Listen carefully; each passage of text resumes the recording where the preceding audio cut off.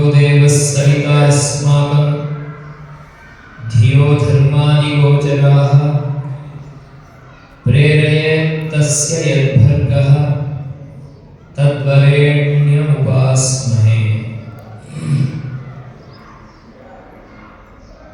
इष्टदेव भगवान श्री स्वामीनारायण, उनका दिव्य छत्र छाया में आज आप सबको आशीर्वाद देने के लिए उपस्थित कोठारी वेदांताचार्य श्री धर्मानंद दास जी स्वामी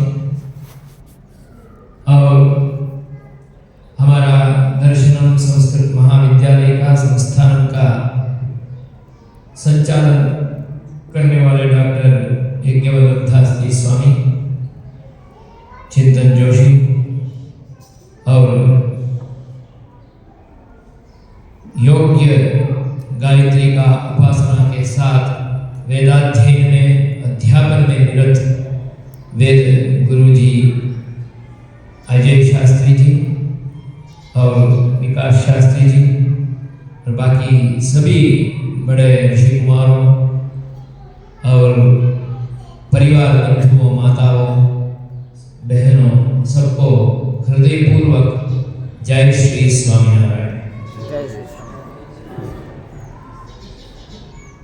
पूज्य गुरुवर्य शास्त्री स्वामी जी का दिव्य संकल्पना के अनुसार गुरुकुल परंपरा में ब्राह्मण विद्यार्थियों के लिए प्रथम दीक्षा गायत्री दीक्षा। ये गायत्री दीक्षा के बिना ब्राह्मण अपना ब्राह्मणत्व को परिरक्षण ही नहीं कर पाता है। यही उनके लिए मूल बल है। इसलिए सर्वप्रथम जब भी यहाँ पर विद्यालय में विद्यार्थी पहुँचते हैं, पहले तो हम आग्रह करते हैं कि अपने घर में ही आप जनेऊ संस्कार करवा के यहाँ पर ले आए। कुछ कारणवशात नहीं हुआ तो यहाँ पर इस दिव्य परिसर में ही यज्ञोपवीत संस्कार का आयोजन करते हैं। वास्तविक रूप में तो यज्ञोपवीत संस्कार गुरुकुल परिसर में ही होना है। गुरु को ही यहाँ पर यज्ञोपवीत संस्कार देना है। वही पद्धति से यहाँ पर बहुत अच्छी तरह से आज यज्ञोपवीत संस्कार का आयोजन हुआ और अपना वेद अपना शाखा के अनुसार यहाँ का गुरुजियों पूर्ण रूप में आपके लिए यज्ञोपवीत संस्कार का आयोजन किए और अलग अलग वेद शाखाओं का शास्त्राधिकारियों का उपस्थिति होने के नाते कल के दिन पूर्ण रूप में विद्यार्थियों के लिए संस्कार का प्राप्त हो, इसलिए उदक शांति जप के साथ वेद पाठ के साथ उस तीर्थ से अवगत करवा के आज गायत्री मंत्र का उपदेश प्राप्त करने के लिए योग्य विद्यार्थियों को यहाँ पर उपस्थापित किया। आज पूर्ण संस्कार के साथ सूत्र धारण हुआ और दंड धारण भी हो गया और भिक्षा के लिए निकलना है। उससे पहले अर्घ्य देना है। अर्घ्य से पहले गायत्री मंत्र का उपदेश स्वीकार करना है। तो योगानुयोग दास के लिए पूज्य गुरुजियों का स्वामी जियों का आदेश से ये प्राप्त हुआ। तो आज ये पांचों पांच ऋषि कुमारों को यहाँ पर गायत्री मंत्र का उपदेश करने का एक सौभाग्य मिला। गायत्री मंत्र क्या है, उसमें ही आपको न्यास के साथ आप करते रहेंगे तो आपको मालूम हो जाता है। और न्यास जब होगा तब अंगन्यास करन्यास होगा, वो भी मैं आज आपको सिखाया। अंगन्यास करन्यास हो जाता है तो वहां पर ध्यान श्लोक होगा। जो ध्यान श्लोक आपको उच्चारण करवाया था, वो ध्यान श्लोक में ही गायत्री मंत्र का सार रूप अर्थ उपस्थित है।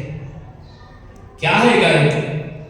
उसमें अंतिम एक पद, एक वाक्य आप देख लेंगे तो मालूम हो जाता है। धियो यो नः प्रचोदयात्। हमारा जो बुद्धि है, धी धियो धिया है ना,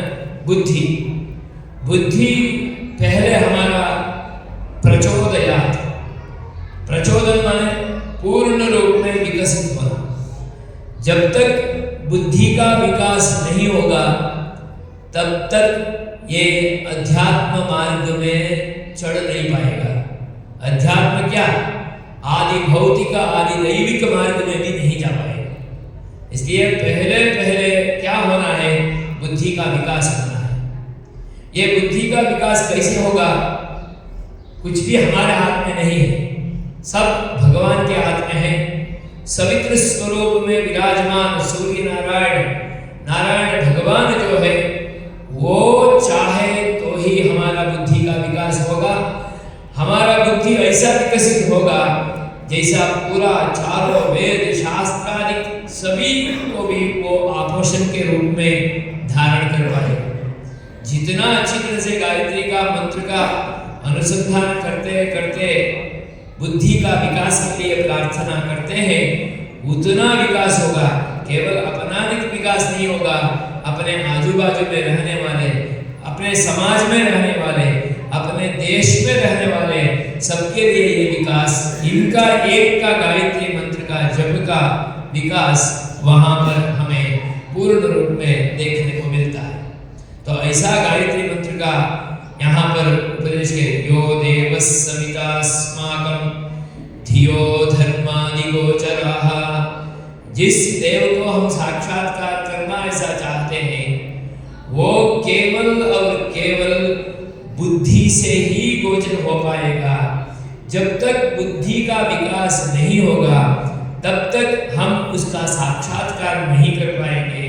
इसलिए सर्वप्रथम हमें बुद्धि का विकास के लिए भगवान से प्रार्थना करते हुए संध्योपासना करना, ये गायत्री मंत्र का अनुसंधान के लिए पूर्व और अपर बाद में करने वाला जो क्रिया है वही संध्या है। इसलिए संध्या नहीं किया तो किसी के लिए लायक नहीं है। संध्याहीनो अशुचिर नित्यम अनर्हः सर्वकर्मसु। मैं इसलिए बार बार विद्यार्थियों को कहता भी रहता हूँ, स्वामी जी भी बोलते हैं, जब भी पूजा शुरू करते हैं उससे पहले आप अपना संध्या पूर्ण कीजिए। जब तक संध्या पूर्ण नहीं किए तब तक विकसित बुद्धि का स्थिति में हम नहीं आ पाएंगे। जब तक विकसित बुद्धि के स्थिति में हम नहीं आ पाएंगे तब तक देवोपासना नहीं हो सकता है अथवा निष्फल हो जाएगा।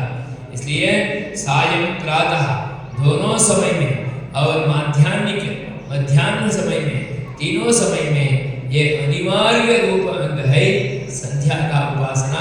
ये संध्या तो आप सभी ऋषि कुमारों करते हैं, यहाँ पर साथ में भी आप रहते हैं, वेदाध्ययन भी करते हैं, और खास करके वेदाध्ययन के लिए, शास्त्राध्ययन के लिए तो ये संध्या अत्यंत मूल स्रोत है। जो भी हमें आगे कोई भी क्षेत्र में काम सेवा करना हो तो भी ये संध्या मूल है। इसलिए संध्या का आराधना के अनुसार ही हमें आगे बढ़ना है।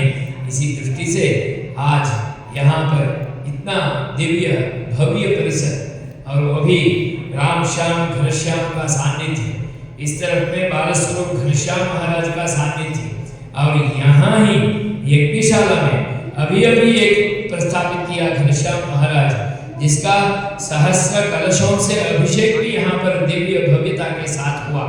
घनश्याम महाराज और कोई नहीं है जिन्होंने गायत्री सिद्ध किया था। उन्होंने फुलाश्रम में मुक्ति नारायण क्षेत्र में एक पगे में, एक पैर में खड़े होकर ठंडा ऋतु में वहां पर 6-6 महीने तक पूरा गायत्री का उपासना किया है। इसलिए वो इतना महत् कार्य भी कर पाया है।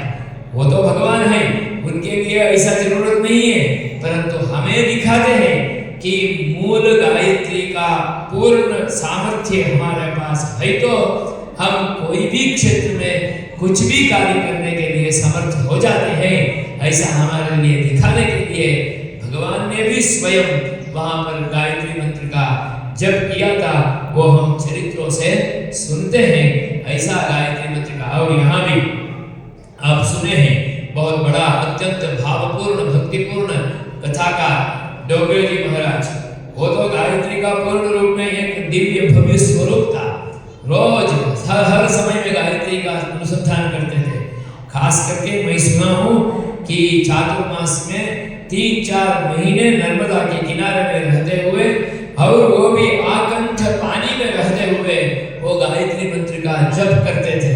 ऐसा गायत्री मंत्र का अनुसंधान करके ही अपना दिव्य कथा करने में वो समर्थ होते थे, ऐसा स्वयं अपना मुद्गरों से कहा है। ऐसा गायत्री मंत्र का उपदेश यहाँ पर हुआ है।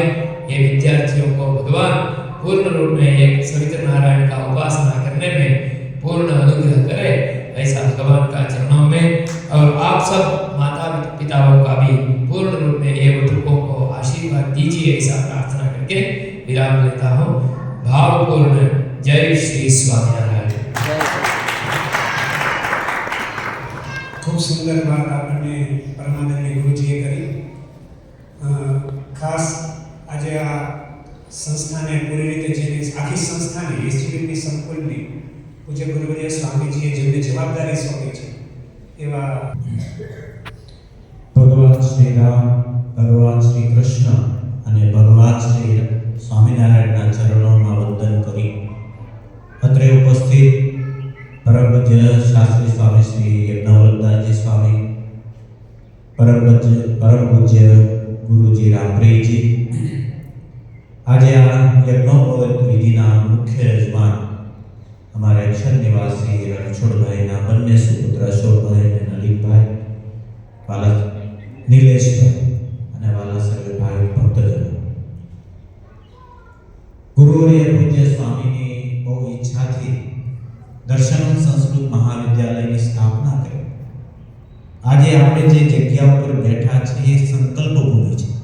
અહીંયા હજારોની સંખ્યામાં પૂજ્ય ગુરુજીને આ સાનિધ્યમાં યજ્ઞો થયા છે। જે લોકો અહીંયા સંકલ્પ કરે છે એના સંકલ્પો સિદ્ધ થાય છે। એવી પવિત્ર ભૂમિમાં જ્યારે આ યજ્ઞોપવિત વિધિ થઈ છે, ખાસ કરીને અમારે રણછોડભાઈનો એક સંકલ્પ હતો કે આ યજ્ઞોપવિત વિધિ કરાવો, પણ ભગવાનની કોઈ દૈવી ઈચ્છાથી ધામમાં થયો। એમનો સંકલ્પ એને પૂરો કર્યો એમના દીકરાઓ। યજમાનોને મારે ખાસ એ કહેવાનું છે કે તમારી જે આ પુણ્ય સંપત્તિ છે એ ક્યાં વપરાઈ રહી છે। આ વિશ્વની અંદર અત્યાર સુધીમાં અનેક સંસ્કૃતિઓ આવી અને લુપ્ત થઈને જતી રહી। એ સિંધુ ખીણની સંસ્કૃતિ હોય કે બીજી કોઈ હોય, આ હિન્દુ સંસ્કૃતિ, સનાતન સંસ્કૃતિ એ કેટલી મહાન છે। આ ભારત ઉપર અનેક આક્રમણો થયા, છતાંય આપણી સંસ્કૃતિ ટકી રહી તો એના મૂળમાં સંસ્કૃત છે। અત્યારે પણ વિદેશી આ સોશિયલ મીડિયાનું આક્રમણ એટલું બધું વધતું જાય છે, છતાંય જો એને કોઈ પ્રતિકાર કરતો હોય તો આપણો સંસ્કૃત, આપણા વેદ, આપણા ઉપનિષદ છે। તો તમે જે આ પુણ્ય લક્ષ્મી આ કાર્યમાં વાપરી છે એ તમને 1000 ગણી પરત ભગવાન આપશે, કારણ કે તમે મૂળની અંદર પાણી રહ્યું છે। આપણી કેટલી સંસ્કૃતિ મહાન છે। આપણા જે ગુરુજનો છે, આપણા ગુરુજી છે એને તો ત્યાં મેલકોટની અંદર ભગવાન સંપત નારાયણની સેવા મળી છે, છતાં એ બધું છોડીને આના માટે શું કામ પરિશ્રમ કરે છે? તો એના માટે એક નાનો પ્રસંગ મારે કહેવો છે કે આપણી સંસ્કૃતિ કેટલી મહાન છે અને આ કાર્યો આપણે શું કામ કરી રહ્યા છે। લગભગ 500-600 વર્ષ પહેલાનો એક પ્રસંગ છે। નાલંદા વિદ્યાલયનું તમે નામ સાંભળ્યું છે, તે પુરાણી, એને સળગાવી દેવામાં આવ્યું। એની અંદર 10,000 વિદ્યાર્થીઓ રેસિડેન્ટ, 2000 પ્રોફેસર અને લાખોની સંખ્યાની અંદર સંસ્કૃતની અંદર પેલી લિપિબદ્ધ તાલપત્ર હતા। હવે એ સમયે ઘટના ઘટે છે કે બખ્તિયાર ખિલજી નામનો એક રાજા વિદેશી છે, એ ભારત ઉપર આક્રમણ કરે છે અને ધીમે ધીમે એક પછી એક રાજ્યને સર કરતા જાય છે અને એમાં એની પોતાની અચાનક તબિયત બગડે છે। બધા એના હકીમો છે એની દવા કરે છે। એમાં કોઈ એવું કીધું કે આ નાલંદા વિદ્યાલય છે, એમાં જે આયુર્વેદ, આપણા જે 4 વેદ છે ત્યાર પછી એક વેદ છે આયુર્વેદ છે।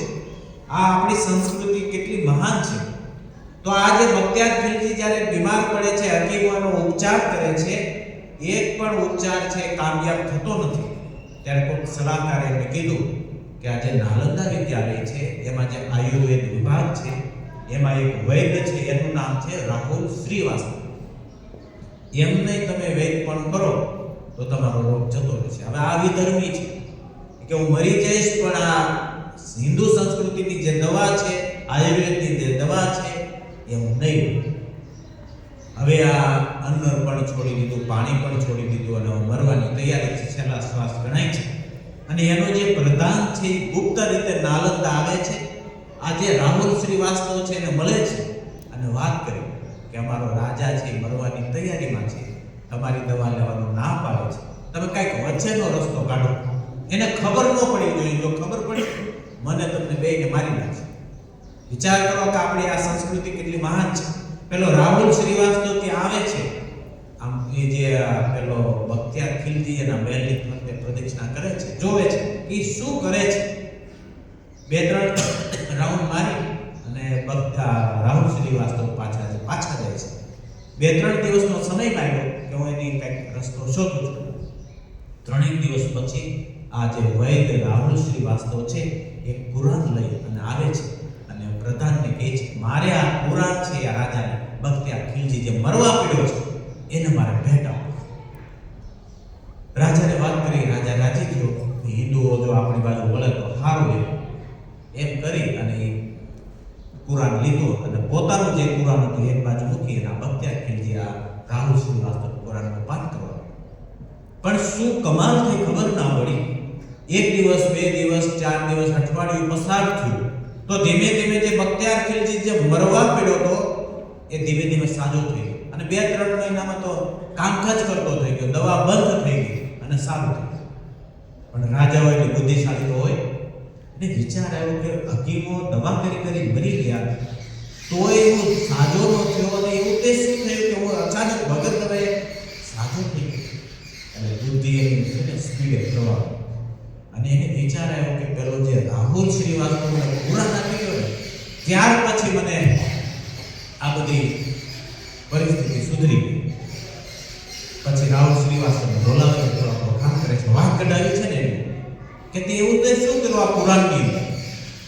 એટલે એ રાહુલ શ્રીવાસ્તવ એને પોતાનું રહસ્ય કે તમે જ્યારે પાઠ કરતા હતા ત્યારે મેં સર્વે કર્યો કે તમે જ્યારે પુરાણ ફેરવો છો ત્યારે મોઢામાં જીભ નાખી અને આંગળી નાખી અને ફેરવો છો. એટલે મેં શું કર્યું કે જે તમારું પુરાણ છે એના ઉપર જે તમારી દવા હતી એનું આછું લેપન પેજ ઉપર કરી દીધું. તમે જ્યારે મારા પુરાણની આ પેજ ફેરવો છો, મોઢામાં આંગળી નાખો છો અને આમ જાઓ છો એટલે દવા ઓટોમેટિક અંદર જાય છે. 3 દિવસ તમે આ કર્યું, તમારો રોગ ગાયબ થઈ ગયો અને તમે સાજા થઈ. આ આપણી સંસ્કૃતિ છે. એના રક્ષણ માટે આપણા સંતો છે, આપણા ગુરુજનો છે, લાખો રૂપિયાનો ખર્ચ કરે. આખા ભારતની અંદર ન હોય એવી આપણી પાઠશાળા છે. આપણા વિદ્યાર્થીઓ આપણા ભારત લેવલે નામના રોશન કરી રહ્યા છે. ત્યારે ખાસ અત્યારે ધામમાં બેઠા રણછોડભાઈને રાજી થતા હશે કે મારા દીકરાઓએ જે સંકલ્પ કર્યો છે એ સંકલ્પ અત્યારે સાર્થક થઈ રહ્યો છે, જેના પુણ્યના ભાગીદાર આપણે બધાય છે. બસ ઋષિ કુમારોને પણ પ્રાર્થના કરું છું કે તમે પણ મોટા થઈ અને જે આપણી આ હિન્દુ સંસ્કૃતિ છે, ભારતીય સંસ્કૃતિ છે એની રક્ષા કરજો. એટલી વાત સાથે વિરમું છું. બોલો સ્વામિનારાયણ ભગવાનની જે બધા ઘટકો